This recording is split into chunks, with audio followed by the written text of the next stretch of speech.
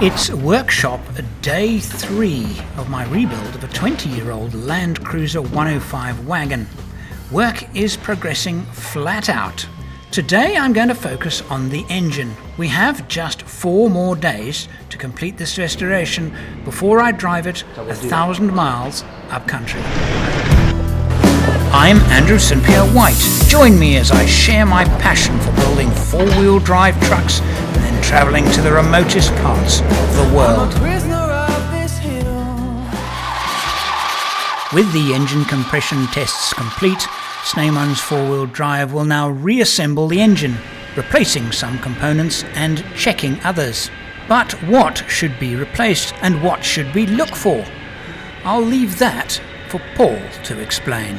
You know, we took the engine out and we're changing the engine mounts. It's something that people don't always look at because they're quite difficult to check the engine mounts. You know, you've really got to get in there and shine in. So when I look at the old engine mount, you can actually look and see how the rubber is bonded to the metal. Metal on top, metal underneath, where it gets bolted. And you can see where it's starting to actually fail on the engine mount. Now, if we look at a brand new one, you can see, you know, it's absolutely what it needs. This is all rubber, and of course you've got the metal plates changing. So if they were in reasonably good condition, you wouldn't bother? No, I wouldn't. You wouldn't bother changing? If I saw, but you would definitely inspect if I didn't see that, and I saw maybe it just showed a bit of stress line, I actually that'd be okay. You know, they're not failing. It's when I see that point and I'm going, you know what, we can't risk that. Now, there's always a fine line with mountings, because mountings, imagine how old this probably has never been changed in the life of the car. Yes. But we're trying to make a call on what we absolutely need to change. Yes. And what we don't. And there's a certain amount of, how would I say, experience through years of doing stuff where you go, you know what, I know these are probably going to still be okay. There's a chance it could shear, but that's a risk I'm prepared to take when I'm rebuilding the car, as opposed to a part like, let's say, a water pump, which we're absolutely going to change. Let's talk about so let me show you the water pumps. So we took this water pump off. It's not leaking, okay.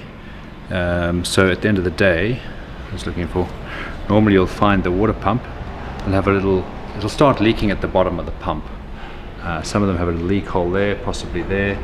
And if you note the impeller, this is actually a plastic impeller. On a couple of occasions I've actually found that these impellers have actually they're not turning with the shaft. So we found a problem on the cooling system, cars running hot. Not often, but I have found that, so I'm not a great fan of the plastic impellers. Because when I look at the brand new water pump, I've actually got a cast impeller, and you can see, if you're looking between the two, this definitely in my mind feels stronger, more substantial, and a really good quality water pump. And this is the water pump that Terrain Tamer have supplied us, and we're going to fit it. Absolutely nothing wrong with that. It's really good.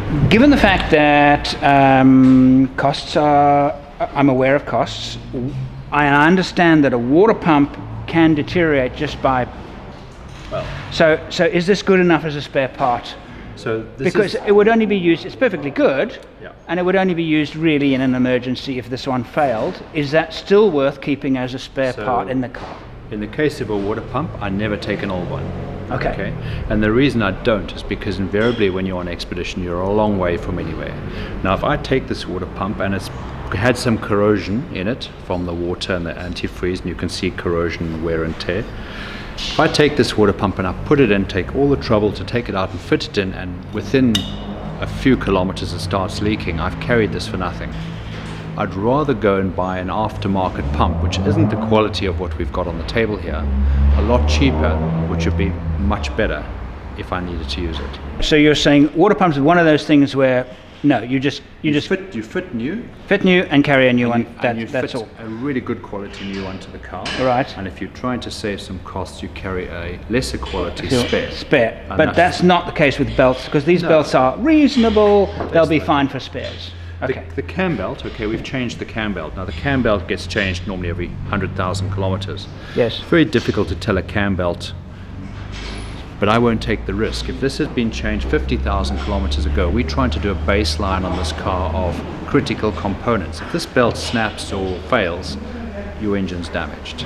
So why risk it? So I want to know for you. You don't know if that was changed. I don't know. 75,000 Ks or 2,000. You don't know. I don't know. You cannot change. You can tell from the belt to a point, but to a point, it's still, the belt's quite hard. And again, you know, in conditions here, the belt's but good for a spare.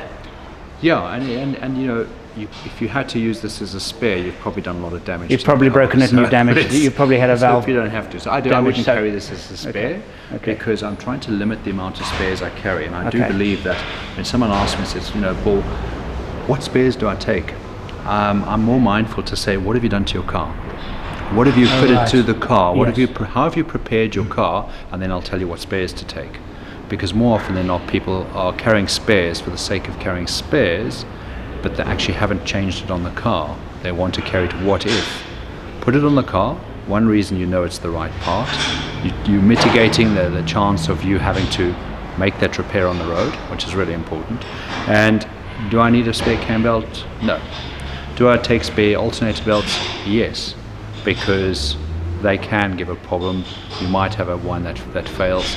They're easy to change. So, but there is a chance that you would, during a daily inspection for some reason, see that you've got some fraying on but you can't see it because it's hidden.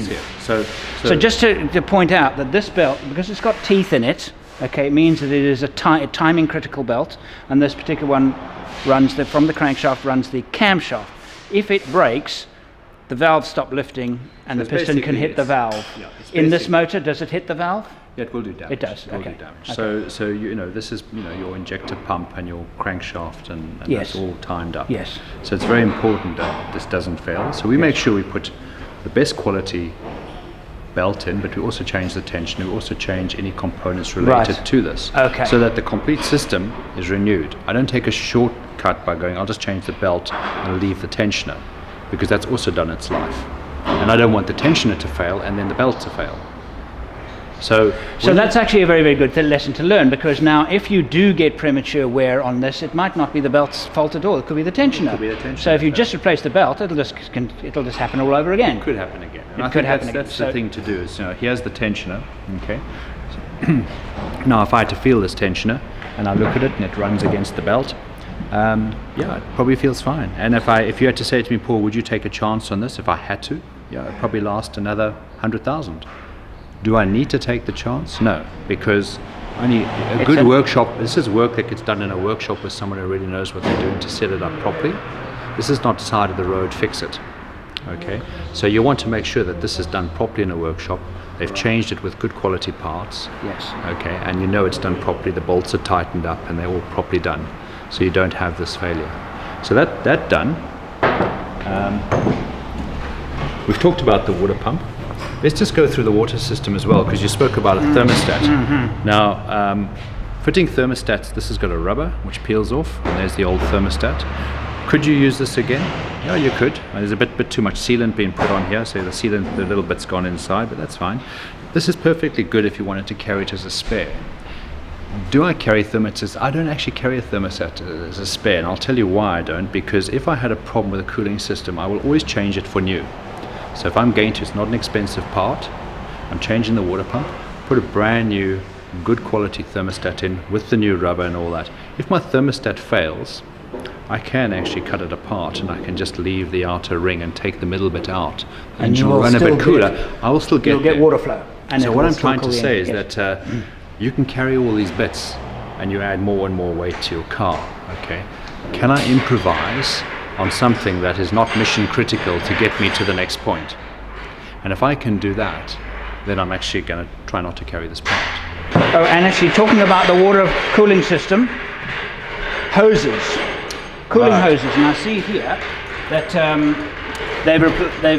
this is the thermostat housing here. Yes. Okay, we can clean this up. The most important is that the face of this is not corroded. So you'll see there's the white corrosion there.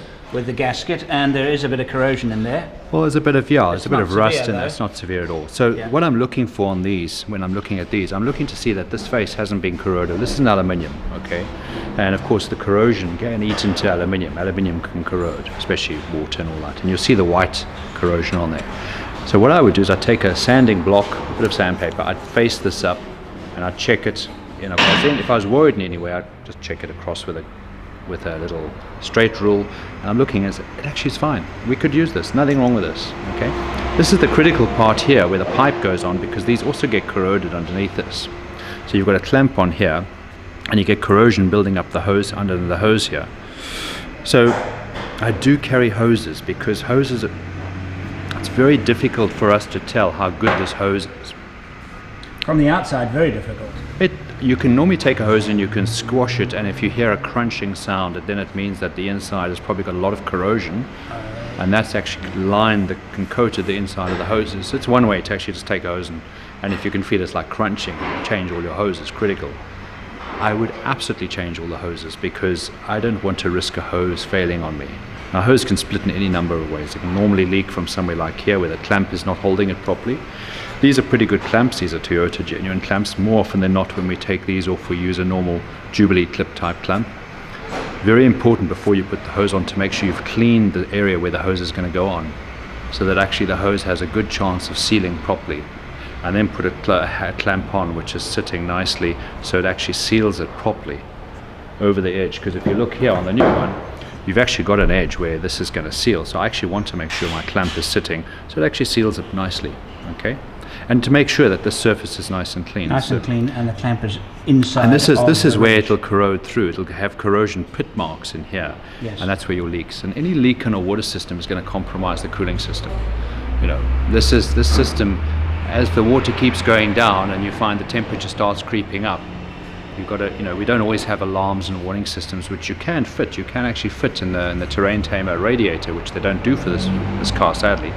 On the newer ones, they actually have a low water sensor that you can fit to the radiator. It's a brilliant idea, but we don't have that. So we're going to make extra care that these are absolutely in good condition, or face them up. Now have a look here. This is a good example of what I'm talking about. Okay, you can see there's quite a lot of corrosion on here.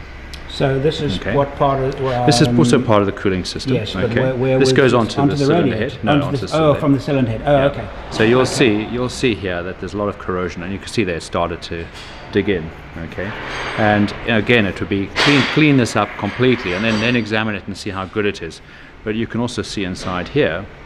And if you said to me, would I reuse this? Well, we've actually got a spare one, but if I cleaned this all up and took a bit of time to clean it, there's nothing wrong with using it. Absolutely. Yeah. As long as this surface is faced up properly, yes, and as long as this can make a good clean, seal, so, yes. it's absolutely good. Okay. You know? So this is definitely a hose to change. This little hose. It looks like they blanked this off for a reason.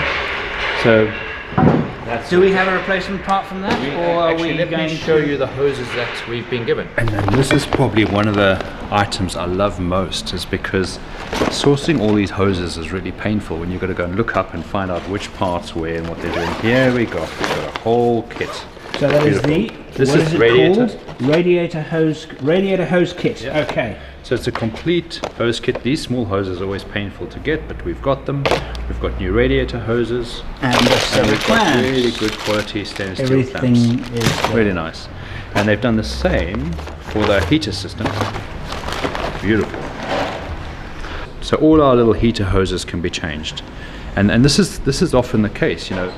Heater systems in our warm country don't get used as often as they do maybe overseas. Okay, so coolant in water, you get corrosion and sits, and you know, pipes get worn out, and these are the ones I often grab and I feel a crunchy bit inside. So you know, you can bypass a heater system in the car if it leaks. If you find your footwell suddenly wet, you probably find the heater system in the car. It's like a small radiator is leaking, and if that's the case, we can bypass it. So you know, in sort of the training we do in bush mechanics training is a lot about, if this happens, can I bypass it? Because the aim of the repair is to get me to the next place. And I've bypassed heaters and driven an entire expedition. I don't need a heater, put a jacket on. But there's certain places and things you can't bypass and make a plan. But that's what we aim to do, is we're replacing the parts to give us the best chance of no problems on the trip, to mitigate the problems we could possibly have, and we don't want to incur those problems. So that works. And if we do incur problems, we need to know how we can get around those problems. Like a leak, you can keep topping up and you can keep driving as long as you ascertain how much distance you've got to drive before you need more oil. It's just an example of what you do.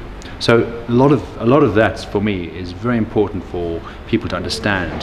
They don't need to be mechanics when they're going on expedition. They need to know how to check cars with a good understanding of what the components are and a good list to work from. And that way they can work through, problems and problem solving and sorting out issues.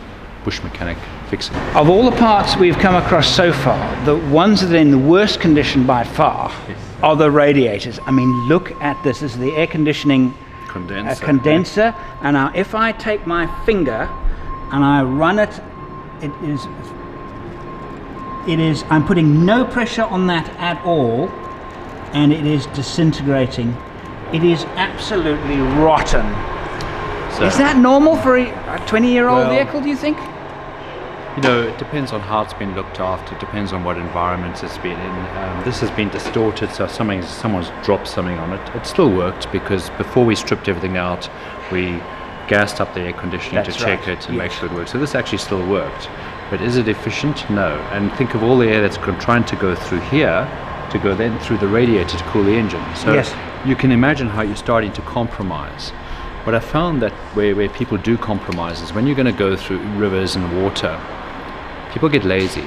It takes nothing to take a ground sheet and wrap the front of your car over with a bit of tarpaulin or a wading sheet. So that when you do decide to drive through the river that's a bit silty and that, you're not going to push all that silt through your air conditioning condenser and then into your radiator. These are very fine. So it doesn't take much to start blocking these up with a bit of mud and silt. And then this sits trapped in here. Very difficult to wash out and clean out. You then reduce the ability to cool your engine quite considerably, let alone the air conditioning. So you're now making all the components work a lot harder just because you were lazy. So just to clarify things, the main engine coolant radiator sits here and the air conditioning condenser sits in front of it. So the air has got to pass through this before it cools the engine. And it's not passing through this, the engine's not going to get cooled properly. So you and I have done tests before where people put big spotlights here. And that also hampers and we've measured that to actually prove how that makes a difference.